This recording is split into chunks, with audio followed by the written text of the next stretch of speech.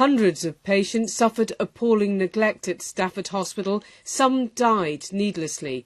A public inquiry called for fundamental change in the NHS. The government now says that will include a new criminal offence of wilful neglect, likely to only be used in the most shocking cases. We welcome this announcement. It's a sensible measure. After all, we could be prosecuted for reckless driving or being cruel to an animal. So it's only right that willful neglect of some of our most vulnerable patients should attract a criminal offence. Doctors and nurses can already face heavy sanctions. They can be banned from working by their regulators and get sent to prison for criminal manslaughter by gross negligence, but not for deliberate neglect of care that might harm patients.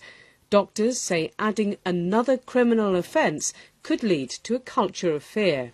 It's worrying to think that any doctor could go to prison, but there's already legislation in place which can see doctors removed from their practice if there is any neglect of their patients. What we have to think about is supporting doctors and nurses to raise concerns where they exist, and that will involve a culture shift within the organisation. Can we go and see the ladies in here? Hospitals are already under renewed scrutiny. A new Chief Inspector of Hospitals is working on a system of ratings. But the government has stopped short of some of the public inquiry recommendations. Stafford Hospital is moving on from its troubled past, but the impact of the failings here are still being felt across the NHS in England.